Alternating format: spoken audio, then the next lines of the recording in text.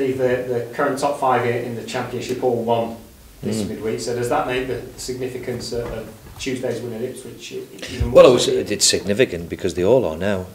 You know, we're getting towards that stage of the season where, to be fair to the top 3 or 4, we've put a very, very good run together and we're not pulled clear of anybody. So, you know, Derby in the midweek yesterday, last night, they've produced a result too, which puts them back in the picture. So, all to play for. Another week gone. So let's hope we just. All we've got to do really is look after yourselves, and we're in pole position at the minute, and let's try and stay there. It's a different kind of pressure to the pressure that you were facing towards the end of last season when you were looking to stay in the Premier League. How does there's a difference. There's certainly a difference.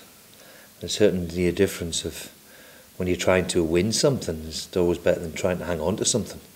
So in that respect, the pressures, as if that's the right word, the pressures is far more enjoyable when you're at the top of the league than you're at the bottom, because a doom and gloom descends upon you. You know, you keep getting beat every week. It's very, very difficult for everybody, for supporters, to players, to staff.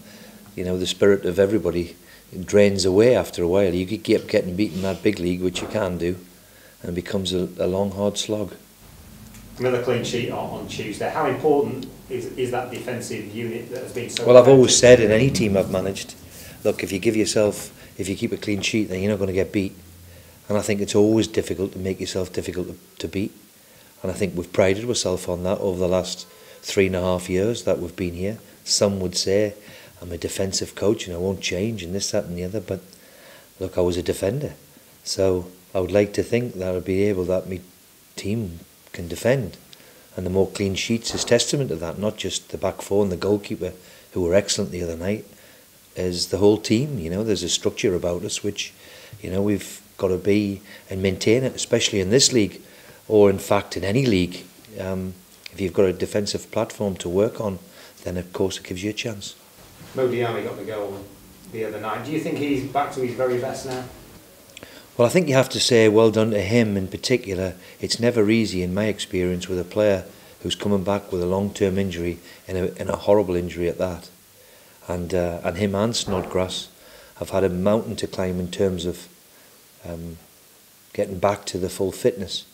And we're just starting now to see Diarmi look as if he's, well, for the last 5-6 weeks really, he looks as if he's thrown the shackles off and is confident that his knee is okay again. And I have to say, when he's playing well, then he's a wonderful sight to watch, because he's got all the natural ability in the world, and he scored his goal the other night, which was typical him. You know, the way he got through, you know, you're saying goal before even the goalkeeper got anywhere near him. Playing first on Friday this week, how important could that be in terms of putting the points on the board before the others play? Well, we haven't been dealt a decent hand in that respect. Playing Friday after playing Tuesday is difficult. You know, we got back at 2 o'clock the other night there, so it's all about rest and recovery. You know, we have to go again on next week on a Thursday this time. So that hasn't dealt us the easiest of dates to play games. But if you can win and set your marker down, then of course it always helps. So big game. Sheffield have played very, very well. I said at the time when we played them at their place, it's the best Sheffield Wednesday team I've seen for years, and all credit to them. They look as if they're marching along very nicely. So big game, huge big support I'm sure they'll bring. So one of them great games to look forward to. We're still waiting for confirmation for a date for the Arsenal replay, but how much of a concern is fixture congestion for you? Well, it is what it is, so we've got to accept it, and it's a waste of time moaning about it. However, though, and I've said it repeatedly, you can't keep asking players to play Saturday, Tuesday, and sometime, if we manage to overcome Arsenal, then we're probably going to have 8 games in April. 8 games in 4 weeks, it just doesn't stack up. And I think that is the biggest problem that we have in our football. We play far too much, and unfortunately that's why you see mediocre games, because players and teams are playing tired. And of course it's always the biggest issue, but that's my thoughts on it. As for going into it, the fixture congestion, usually it's because you've been pretty successful. So far that's been the case. It is what it is. I've got a fully fit squad, which helps. Everybody is training this morning again, so no injuries. With 22 players and outfield players is good. Does that affect your planning? Are you almost thinking a few games ahead when you're No, your team? No, I don't think I'm that good. I think I've got to just plan for what we've got coming up, which is plan tomorrow, see how a few are and how they've recovered. Some recover quickly than others.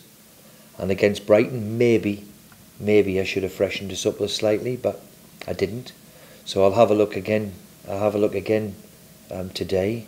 And as I've said, some players seem to recover quicker than others. So we'll see how they are. Yeah, I guess that's something you know the players that are naturally athletic that just bounce straight back, and others that perhaps you just have to judge on the day. Yeah. Some players are stiff and sore after a game on a Sunday, for example, and some people are worse on a Monday. So it all depends on the makeup of the player. Not every player is the same. So we'll monitor it. We've got all sorts of sports science now, so it gives you huge indications.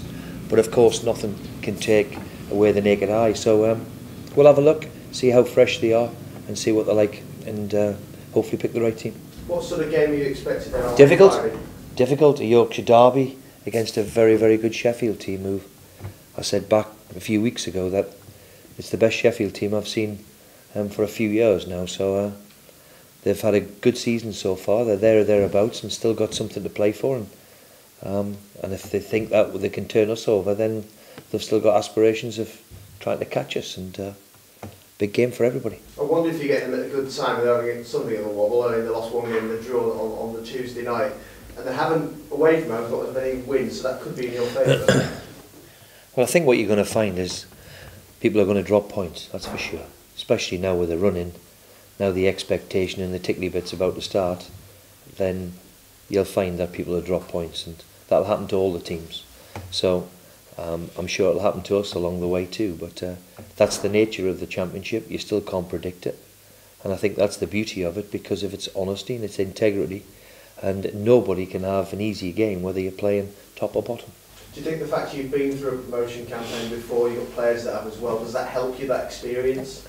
Well, I certainly hope so. It certainly helps. The more experience you've got in anything in life helps you. So I hope it helps, of course. But we've got a bit of experience and a bit of young lads who haven't been there and done it before. So I hope all that stands us in good stead.